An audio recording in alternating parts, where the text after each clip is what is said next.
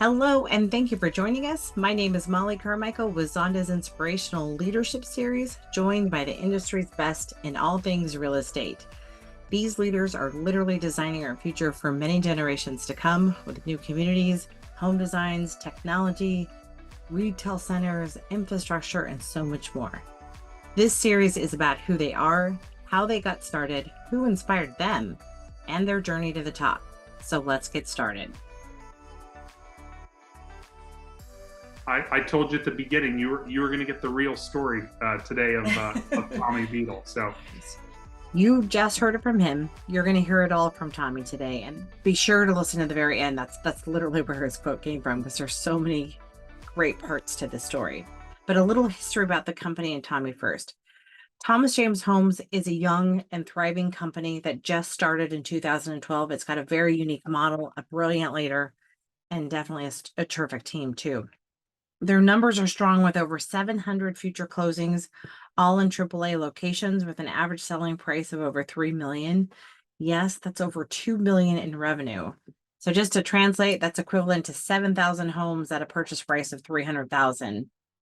So again, you're going to hear it. It's a great story. So let's hear more from Tommy about his career, where he started, and what it truly takes to be an inspirational leader today. So please welcome Tommy Beadel. So Tommy, welcome. Thank you for joining us.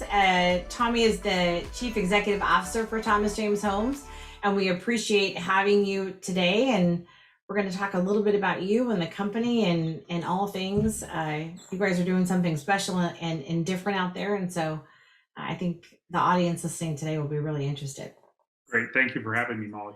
Of course. Well, first we're going to start out with, I love the most simplest of questions, which is, what do you do?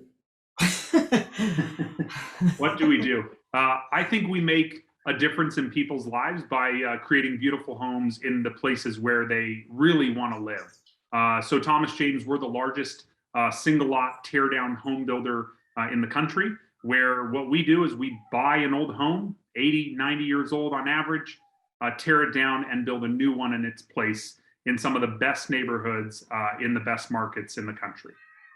So when you say best neighborhoods, give them a couple of examples, like in Los Angeles as an example. Yeah, so in Los Angeles, we're in Santa Monica, Manhattan Beach, Brentwood, Pacific Palisades, where there is no land to build housing. If you think about the Silicon Valley, we're in San Jose, Cupertino, Palo Alto, Menlo Park, infill single lot neighborhoods where the homes were built 80 years ago. In Denver, we're in Cherry Creek. In Phoenix, we're in Arcadia, Paradise Valley. In Seattle, we're in Bellevue, Medina, Kirkland, Ballard, Ravenna, Northeast, Northwest, Queen Anne, Magnolia, all the great neighborhoods of these fantastic cities.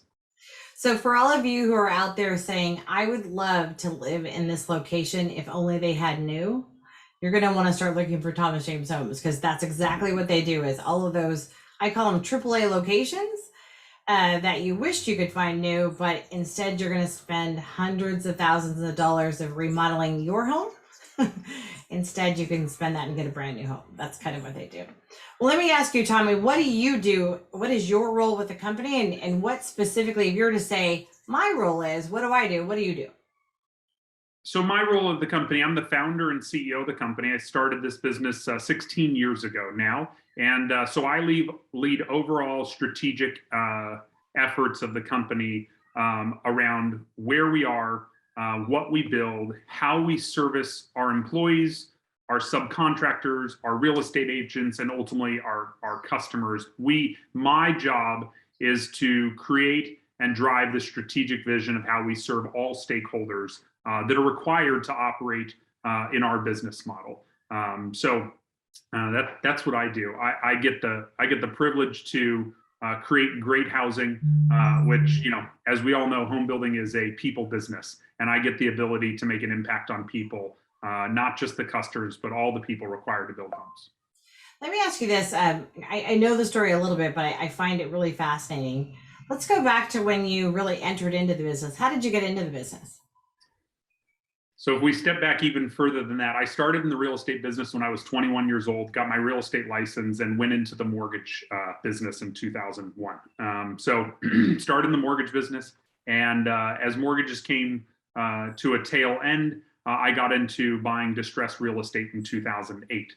And so we were a large foreclosure buyer. Thomas James Homes originally was a large foreclosure buyer at the Los Angeles County auctions, did hundreds and hundreds of homes at the LA County foreclosure auctions from 2008 until 2012. Through this process, what I had found in mortgages and in buying distressed real estate is they were very opportunistic businesses dependent upon a market dynamic that was a finite period of time for that market dynamic. So the mortgage business was great when the refinance boom was happening, but mortgages are very cyclical, dependent on rates. The foreclosure business, the same, was dependent on distress in the market. We knew that it was a finite period of time where that distress had to be worked through the market. But through buying foreclosures, what happened in buying in Los Angeles is we got ingrained with the real estate agent community on the west side of Los Angeles. So our real specialty at the LA County foreclosures was the high end of real estate on the west side of Los Angeles. And what I saw in those 4 years was not just working through the distress, but how there was really a scarcity of quality product in the market. These neighborhoods in the west side of Los Angeles, we think of from Redondo Beach to Pacific Palisades and from the ocean to Century City. That's our swath of land that we, work in. And in those neighborhoods, the housing is 80 years old on average. There's hundreds of thousands of homes that are functionally obsolete and need to be torn down or major remodels done to them. And what I saw was a permanence of a business, not dependent on a market time or a market cycle happening. Old homes need to be created into new homes. Small homes need to be built into bigger homes. And that is what really born what is Thomas James Homes today, where we go in and we buy a small home in the best neighborhood. We tear it down and usually double, if not triple, the size of that square footage on that home. I mean, teardowns happen across the country, right? Teardowns is not anything new that Thomas James created. What we have figured out how to do is do teardowns in scale in the best markets in the country. So that's kind of the progression of how I got into this business. And what we saw was this dynamic that existed in LA didn't just exist in these neighborhoods of LA, but this dynamic of scarcity of quality product in these markets and the inability to build new product because of the scarcity of land in these same markets existed not just in LA, but in major markets across the country. And that's what's really exciting is the business is not dependent upon a time in the market or a cycle in the market. The business fundamentally, we are redeveloping housing in a landlocked or a land-starved market and creating housing where there is no quality new housing and not the ability to create that quality new housing in scale in these markets.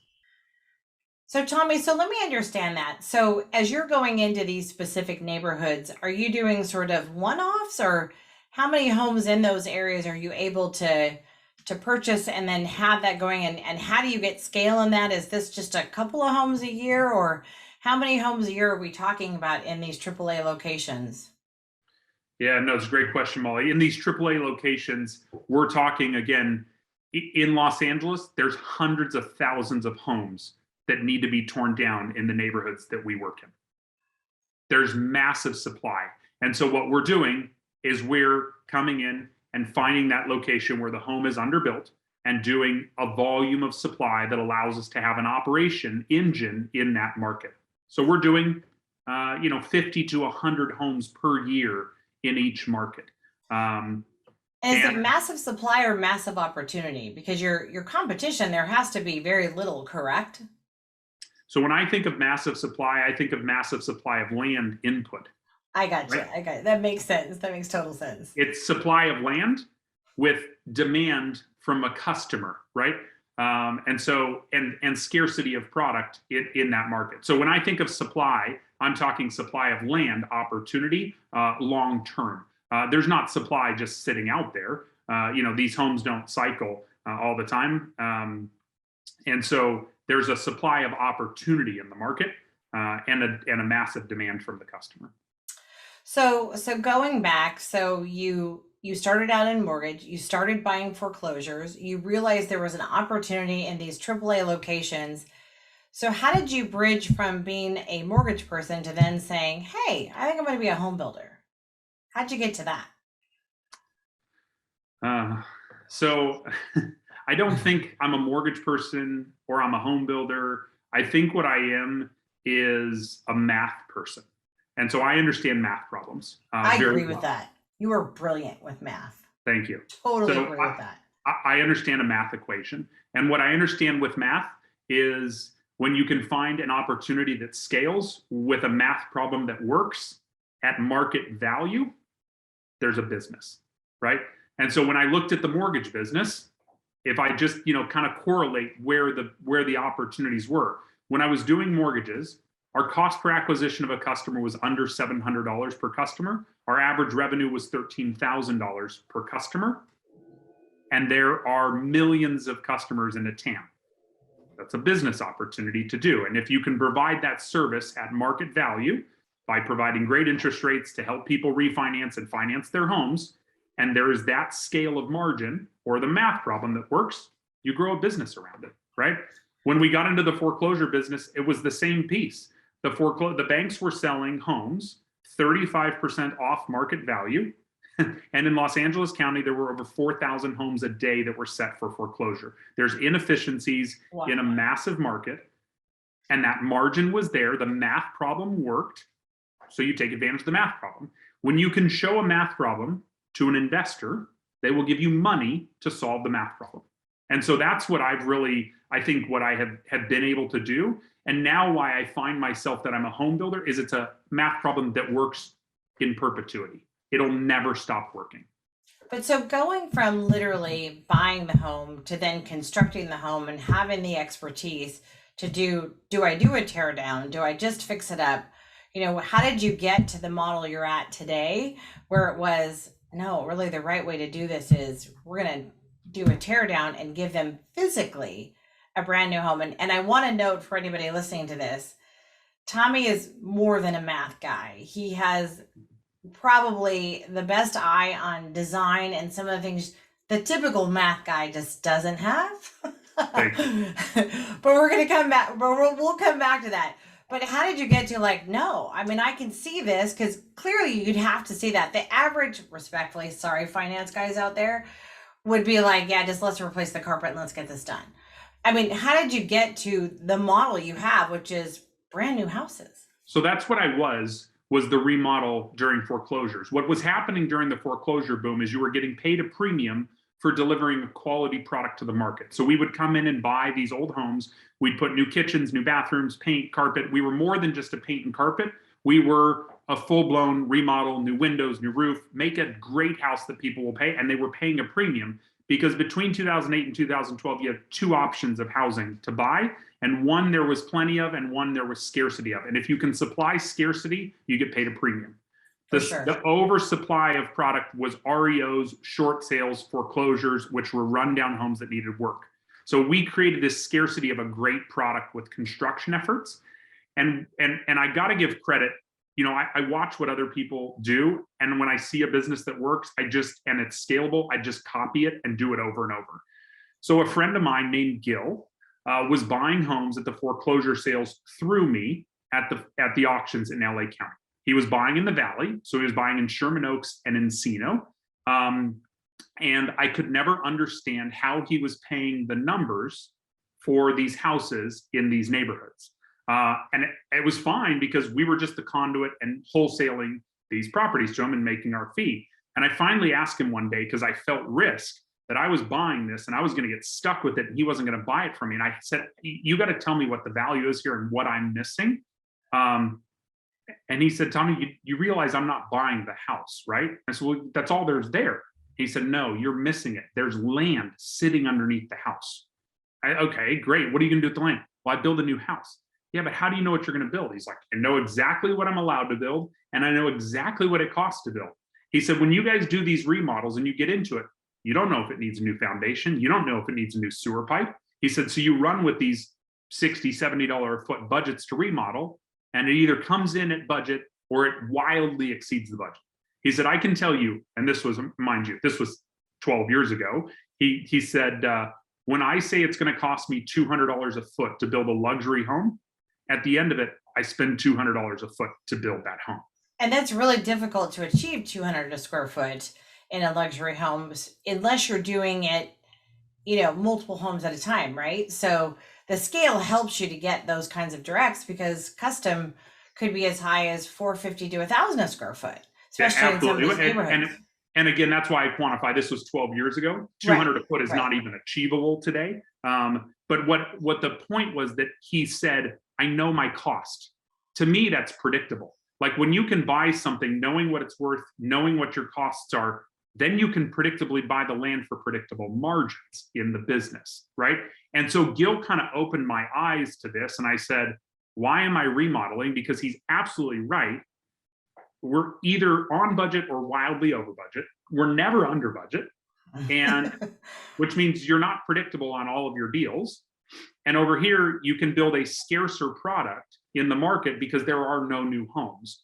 And when I saw this kind of light bulb went off, and we completely pivoted the business 9 years ago. And so we're no longer remodeling homes. We're going to buy old homes, tear them down, and build new ones, and deliver predictability of margin. And so, and when I say I see a business, I see an opportunity, I see where the math problem works, and then I see scale. And what do you do when you see the math problem that works in scale? You go raise money to solve it in scale in the marketplace. And so that's what we really did over the last number of years, is raise a lot of private equity investment in order to scale this problem, where you can go in and buy that home and build a new one in the marketplace.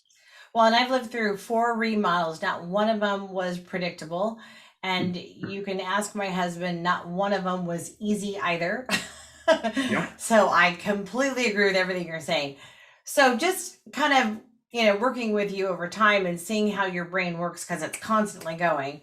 I need to ask you, going back to when you were young, when you were a kid, what were the things that, what did you want to be when you were 8? Like, what made you tick, and what were you passionate about as a young Tommy?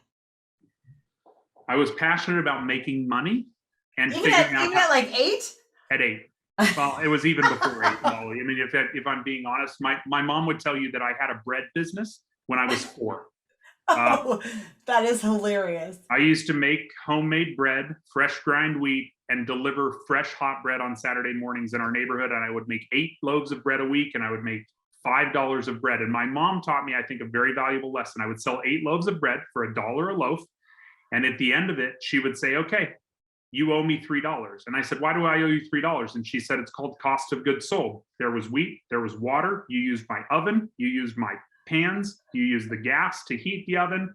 And I gave my mom $3 every week out of my $8, and I would make this $5. And that started when I was 4 years old. That is awesome. When I was a teenager, we lived in Palmdale, a county, a city north of Los Angeles County, during the early 90s, when the housing boom was crazy in Palmdale. And they built hundreds of thousands of homes up there. And we lived at the end of a neighborhood of brand new housing tracts. And when they were building housing across the street from us, when I was 12 years old, we sold sodas to the construction workers at the housing developments, me and my brothers. It got to the point where I became the funding of the sodas, and my brothers were the sellers of the sodas. And so yes, it was that. From a young age, I've always thought, how do I make money with a displaced opportunity in the market? At 4.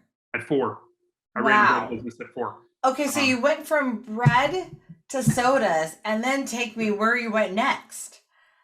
So then I got really focused in school, and I got into the restaurant business when I was 15. I worked at Red Lobster. I was a host at Red Lobster, and found my way through all positions in the restaurant business, from back of the house cooking to waiting tables and tending bar. Went away to school, staying in the restaurant business, and kind of found, what I found in the restaurant business is I was self-employed. They gave me an opportunity to be personable, take care of people. And the better I took care of these people, the more tips they left. The more I upsold liquor and food, the bigger the bill, the higher the tips. I was functionally self-employed in an environment where I didn't have to have any investment into the business. That's how I viewed being a waiter. So from there, I went from waiting tables to then that's when I got into the mortgage business. And I never forget, it was my dad who had called my cousin and was refinancing his home and said, "Hey, do you think that's something Tommy could do? Because he's just waiting tables and he's going to get stuck in restaurant management, thinking that that's, the end all." And my cousin said, "Yeah, have him come meet with me." I met with my cousin and he told me, "Get a license and get experience and I'll give you a job." 2 years later, when I started with my cousin's company, when there were 8 of us total, 2 years later, there were 97 people working for the company that worked for me. So we had grown this mortgage business from Southern California. We were licensed in 16 states across the country. I had my real estate license in Florida and Virginia and Washington and Arizona so that we could do mortgages as a business. And that's how that's where I really had grown a platform. Same thing, it was self-employed. The more loans I did, the more people I took care of, the more problems I solved for a consumer, the larger business that I had created in the mortgage space. And let me ask you this. What do you like if you were to narrow it down to, I'm going to just pick 3, but you can pick however many you want. What do you think were the key things for you to be successful, whether you were 4 years old selling bread, having your brothers work for you as salespeople with sodas, whatever the business you've been in, what do you think the key things have been to your success? Because you've clearly found success in everything you've done. Thank you. Yeah, I think the key thing was how to take care of people and how to make an impact on other people.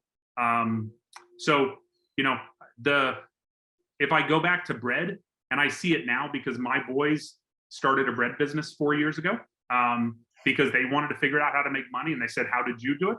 And I watch, and it brings me back these memories from when I was a kid. It was that older lady that lived in a home by herself that waited for me every Saturday morning to bring her bread. Oh, I'd buy bread from a 4-year-old all day long. I'd probably pay 5 times as much for it too. Of course. And they like these relationships with these people over bread, right? Adorable. And then, how does that translate into home building today, right? I mean, I see the impact that we have on so many different people in housing. Yes. I think so many times in housing, we think just about the customer, which, don't get me wrong, the customer is so important. But in order to impact that customer, there are so many other stakeholders that you have to have an impact on. Mm-hmm. There's the subcontractor, the laborer that shows up on that job site that builds that home quality so these people can count on it. If you don't embrace them, you can't serve your customer. In our business, what we buy, Mollie, we buy old homes in a neighborhood. When we're doing that, we're impacting a seller of a home that's lived there for a number of years, or their kids who had inherited the home, or somebody who's having a family change and now they have another kid on the way and they have to sell this small home to get into a bigger one. We're impacting these sellers by paying them what their home is worth for the land that sits underneath it and being consistent and reliable to it. I'll never forget what a real estate agent told me a number of years ago. They said, "I need you to perform for my customer, who's the seller. And I need you to put up your deposit. I need you to close on time and make my job as a real estate agent easy on the customer." And when you think of this service mentality towards the people that it takes to impact this business of tear down homes, that I think is where, I tie this correlation back to, being 4 years old, is the impact that you have on these people. Real estate agents. We do so much with realtors because when those people sell their home, they don't call Thomas James and say, "Let me sell my land." They think, "Let me call a realtor to sell my home." So we need to be a service to that realtor, which means what? Pay market commissions. Don't take advantage of brokers. Don't take advantage of anybody in the market. And so that's really, how do you impact people's lives? And I think we do that through housing. And it's all of these constituents that it take to impact those people through housing. And then finally, to my employees, like we couldn't do this with without the 400 people at Thomas James that interact with the consultants and the architects and the contractors and the customers and the accountants. like, you know, it's funny. I was talking to an accountant in our offices in Aliso Viejo last week, and they said, "Yeah, I don't build houses." And I said, "But you do. Like, if you didn't pay the contractors, they don't show up to build the homes. Like, everybody has a part of building that home Right. and impacting the people in it." And so that's how I've always thought about, you know, housing is, again, it's such a people business, and you look at the vast amount of stakeholders that it requires to deliver that home to a customer, that sanctuary that those people want to live in. And it's not just a sanctuary for those people that buy from us. All of those stakeholders along the way, they all want their own sanctuary as well. They want the confidence of a home and a job, and that they can provide for their families. I mean, you know, one of my proudest moments I'll never forget. And this contractor used to work for us in Southern California, is now in Washington, moved his family and his business to Washington as we grew into the Seattle market. But he showed me about 6 years ago, he pulls me aside at a job site and he said, "Let me show you the home that you helped my family build." And it was this pride from this contractor flipping through pictures of a home that he lived in, and he's a finished carpenter. And like, all of these constituents, it takes creating that sanctuary for every one of them to create a business. That's incredible. That's incredible. Um, as you look back over the times, your first year, how many homes did you build, and how long did where are you at today? And if you could share what you think the turning point was in getting to where, like, wow, I think we really could make this a big business. A little bit about that. Yeah, so I don't know if I have the exact numbers. I mean, I can tell you where we are today Kind and of where estimated, it yeah. felt like, a number of years ago we were only in Los Angeles. It felt like we were doing about 50, 60 homes a year. And that's a Uh, lot in that yeah. business. In fact, I know you're a big part of Builder 100, and I love telling this story. I was at Builder 100 6 years ago in Dana Point, and I met this builder from the Carolinas. And we were comparing how did our year finish out for whatever year it was, 2016. And he told me, I had my record year. He said we eclipsed $200 million worth of homes. And I said, I said, it's funny, we did the exact same thing. And I said, how many units did it take you? And it was something like 1,100 homes to break $200 million, which means his, sales price were under $200,000 a piece. And he said, I said, that's amazing. I mean, I can't imagine building 1,100 homes a year. And he turns and he says, well, how many homes did it take you to do $200 million? And I said, we did 64. And he was like, what? I mean, that number sticks in my head. And so that was 6 years ago. We were delivering 64 homes a year. Today, we have over 700 units in development in each one of those, across those 5 marketplaces. And I think the turning point of that was the ability to operate capital in scale in a disparate, single lot, non-contiguous basis. And we built a system, we've built a platform that enables us to operate in scale one home at a time. Just to provide some context to that, of the 700 homes, if you were to estimate the average ASP or average sales price. Yeah, our average sales price is probably, plus or minus $3 million. So think about that. I mean, that's some serious revenue. Thank you. Unbelievable. So when we saw that ability to operate capital and scale, and then capital will invest in the business. And so really the turning point was when Oak Tree Capital made an investment in the platform a little over 4 years ago to really grow and scale this enterprise out of Southern California and take this system that we had built and expand it into other markets. So you went from 64 homes a year to 700 in a period of 6 years. Correct. That's impressive. What were the key ways to making that happen, that kind of growth happen? Because that's exceptional. And what were some lessons learned kind of in that process too? Well, again, I come back to the keys was people. Sure. You can't have, excuse me. Well, and growing that team fast enough, right? Absolutely. I mean, we went from 40 employees 6 years ago to 400 employees today. So to add that kind of, people around this organization, to then take those people and grow the outside people around the organization, the real estate agents, the sellers, the subcontractors, the professionals, the architects, engineers, etc. So, Sure. all those people is what really has led to our success to be able to grow.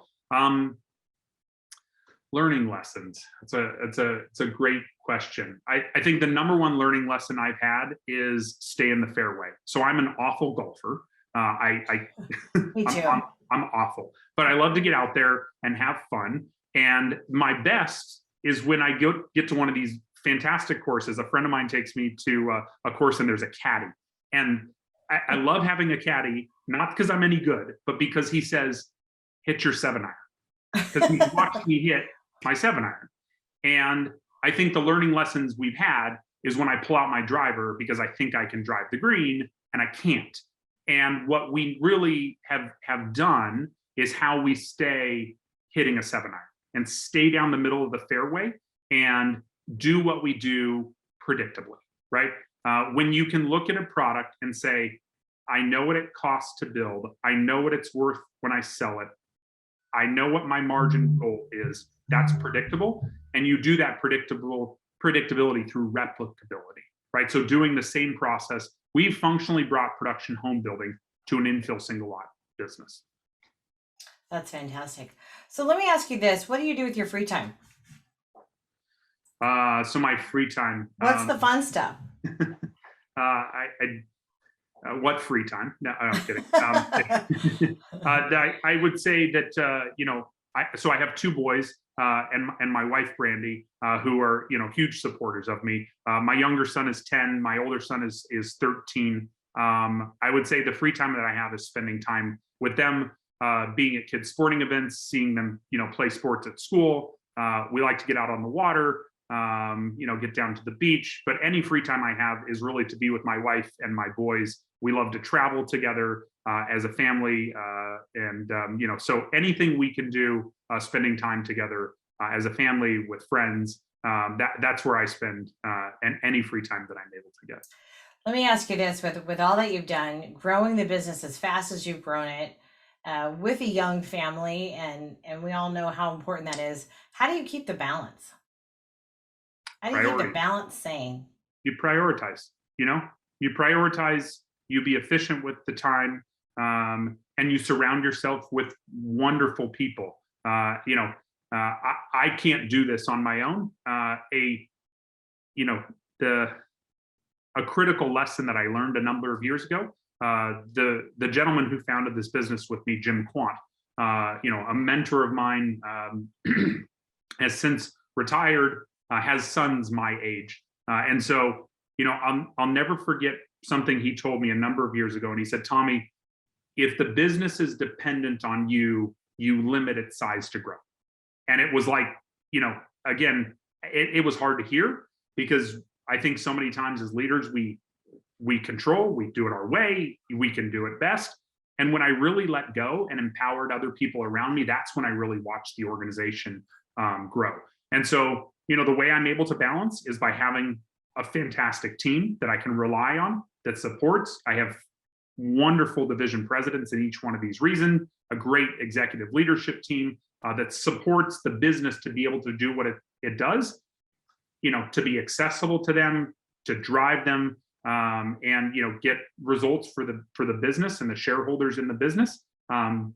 That's key of having those leaders that you can empower around you, because I can't do it on my own. And when I have that, I can prioritize my time. I can prioritize my time of where they need me. When there's a challenge, when there's an opportunity to grow a segment, I can prioritize my time because the fundamentals of the business can be run without me on my own. It's prioritizing my time as well with my family. Making sure that I travel appropriately. I do long days when I go to regions. I will have a 15-hour day, but I'd rather be at home sleeping in my own bed and waking up to get my boys out the door to school. And so it's really, defining your schedule and then staying true to that schedule, because everything else can fit around that schedule if you prioritize. And so, there's a finite amount of time you have with your kids. My boys wake up in the morning. They're with me from 7 a.m. to 8 a.m. till they go to school. And they're awake in the evening after sports from 6 to 8 o'clock. So there's 3 hours a day that you have. If you can't prioritize 3 hours out of the 18 that you're awake, you just work the other 15 hours when it's necessary and prioritize those blocks of time you have with people. So my family is also very supportive and understanding of, what I'm doing. My wife is a huge supporter. My boys understand what I'm doing, and I watch the lessons that they learn. And it's funny, somebody asked me about succession planning, and I said my 10-year-old is ready to take over tomorrow. He knows every one of them. He's so anyways, but no, it's I love it. I love it. It's great. You're also one of the most efficient people I know. So, I mean, I'm sure your average 12 hour is anybody else's, 24 hour. You're pretty efficient with your time. There's a terrible stat out there. The average parent spends 30 minutes a day with their kids. Wow. So it's great that you're looking at that 3 hours and really trying to maximize it. But it's crazy how many people don't think about in the context. But again, as a math guy, I get how you quantified that. You knew exactly what you had to do. I get it. Well, tell me just a couple of fun facts about you. Favorite movie? I don't even know. I don't know if I have a favorite movie. I love the Die Hard series. The I do original too. one in the tower on Christmas. Yeah, can't. Awesome. I love that one. What about favorite sport? I'm a huge basketball fan. Huge basketball fan. What about favorite place to visit? Bora Bora. Bora Bora. Wow, that's a good one. It's unbelievable. That's a great one. Do you have a favorite child? Kidding you. Whichever I tell them whichever one of them I'm with. Who's ever nicest that day, maybe? Exactly. Well, let's go to Thomas James as a company. What do you think the key things are? Why do you think your people love Thomas James so much? You have an interesting vibe there. You have great people, smart people, but what do you think the key things are, and why Thomas James Homes, in your mind, for your employees? So I think it's really two things that I've heard from our employees. Number one, it's the culture, which is how we treat people, how we care about people. You've heard me talk about it today, all the stakeholders. We live by 3 core values at Thomas James. It's to treat everyone like family, reduce stress on people, and build homes as sanctuaries. Those are our 3 core values as a company. And that goes, again, that touches every constituent in that. And we really try to make decisions as an organization of how we take care of people that impact and are involved in our business. And I try every day to make sure that we are doing that, because I think that's what attracts people today. I think the second piece in home building generally is it's exciting what we're doing. It's new, it's fresh, it's not the same. I've heard people say what we do is not a grind. It's a grind, but it's a different grind. It's a grind towards something different compared to a grind of competition. When I think of a market that we're in and compared to, maybe a traditional production home builder, we don't have another builder competing for the land supply or the subcontractor base or the customer, right? And I look at these production home builders, they're all fighting over the same land, the same subs, the same employees, and the same buyers. And that becomes a grind. And so, pulling, it's a different grind that we have at Thomas James, because when you're doing something new, it's a hard grind to get through, but it's not a competitive grind like you're trying to save the last dollar out of everything because of the amount of competition. And so I think those 2 aspects of really something unique and exciting in home building, paired with our care and value of people, is what really attracts people to join and be a part of Thomas James. It's really funny what I have found with people who are love what they do and all of that. They tend to want to get up early, and they work hard, and they'll even work into the wee hours of the night if they have to, because they love it. What are the key things in your job that make you want to get up early and give it your all to those extra hours that you're putting in, all that stuff? What makes you tick there? Yeah, what makes me tick is the people. The bigger business I can grow, the more people I can impact. The more realtors, the more contractors, the more employees. That's what I'm about. If I can see a difference in people's lives, and the more of those people that I can impact, that's what drives me to get out of bed every day and grow and run this business. I want to make an impact on people. Let me ask you this: why Thomas James Homes for? And I think I know the answer to this, but it's pretty logical, really. But why for the customer? I think for the customer, it's about a confidence that you have somebody you can count on in these marketplaces. You think about tear down housing, in Los Angeles or Silicon Valley. It's generally an industry that's a very cottage industry supported by smaller operators doing a few homes a year. And I'm sure great businesses that are out there doing it. But a small business is hard to have confidence in, right? A small business doesn't last the test of time and is a reliable that you can count on for that home. Look, Mollie, home building for a number of years. We deliver 5,000 parts to the front yard, and we have humans show up at different times and assemble them, right? With that comes challenges sometimes in that home. There's warranty issues, there's customer care. Sure. Customers want to have confidence of who they're buying from, that the product that they're buying is a quality product. And if something happens, they can count on the people to come back and take care of it, right? And so I think that's the number one thing for these customers. In these scarce markets where there is no housing, they want to buy something, but the investment of this average sales price of $3 million that they're making in their home for their family, it's not an investment in a real estate investment. It's an investment in their family, of that home that they're creating for their family. At the end, they just don't want to have stress in it. They want to have confidence in the builder that they're buying that home from. And so I think that's why people buy from Thomas James. That it's for consumer confidence from the builder that they can count on in that market. Well, I think the other thing too is you get a AAA location and you get to move into it done, as opposed to spending your weekends and managing contractors and still paying more per square foot. It's a nightmare to try to do some of that stuff. Again, somebody who's gone through several remodels. Yeah. Absolutely. Well, and from that side, Mollie, the customer that we build homes for. So we also have a big, build on your home site business where we will have a customer come to the market, in the market that owns a home site and want to build a brand new home, and we'll service that by building them a home and guarantee the time and guarantee the pricing that will deliver that home. So we're trying to take the stress off of somebody that's going through building that home. For those customers, it's about confidence, but it's also about value, right? It's the value of the quality, it's the value of the reliability, of the guarantees that we provide, of the service level we provide. It's really, those are the things that drive that customer confidence in the market, because they don't want to stress about having to build a home. I mean, building a home is an arduous process. You think about having to first start and hire an architect, then find a contractor and a designer and put this whole thing together while you're working a full-time job. Managing it on your weekends could take years to do.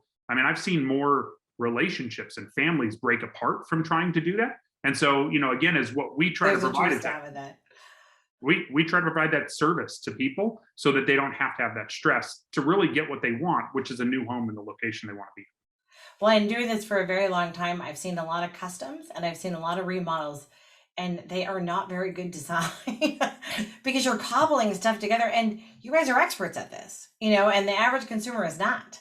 And so to provide that expertise, I would imagine is a huge value. Do you have a favorite home that you've designed? Is there one that you just look back at and go, that's always going to be my favorite design? I don't. I love the homes. I could tell you about the people.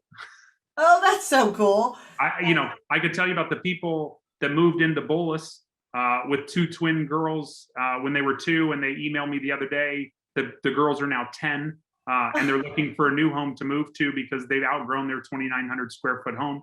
I could tell you all about the people because that's what I remember. It doesn't get better than that, Tommy. The homes are the homes.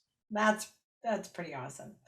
Well, on that note, who are the mentors in your life? Who are the people that inspired you? If you were to pick a couple of people that inspired you and sort of share what are those key ingredients that you sort of picked up from those mentors? Who would they be, and what would those be? So I think my number one mentor is my dad. My dad pushed me to have these values around people. I watched how my dad took care of people. My dad is a minister. I'm a PK, pastor's kid. And I don't know if you knew that before, Molly, but yes, I'm a PK. And so I watched the way my dad took care of people from a young age. And my dad's been a minister since I was born. And so watching that love of people, caring for other people, I don't know if there's another example of that I can give that's a bigger mentor to me than my dad. And unconditionally too. Completely unconditionally. That's pretty neat. Well, I think that's one and done.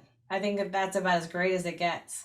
That's pretty awesome. Well, thank you. I told you at the beginning you were going to get the real story today of Tommy Beadel. So he did. No, it's what. Every time I talk to you, Tommy, I learn something. First of all, and every time I talk to you, you're true to your word, and you're smart, you're fast, and yet at the same time, you are so personable. And I think those are the qualities that make you who you are. And I think it's why you've at 4 were successful with bread, and today are very successful with home building. So I can't thank you enough for spending the time with us. I can't wait to see what is next for Thomas James Homes. I know you're going to continue to grow this business. And with your kind of leadership, I can't imagine it's going to be anything more than successful. So, well, thank you, Molly. I appreciate you taking the time and inviting me to do this with you. And can't wait to see you soon. Okay, thanks. Take care. Bye-bye. Thank you again for joining us. This is Mollie Carmichael, and I hope you enjoyed this series. Please hit like if you liked today's broadcast, and subscribe if you'd like to hear more from the best and the brightest in our industry. Take care, everyone, and I hope you join us again next time.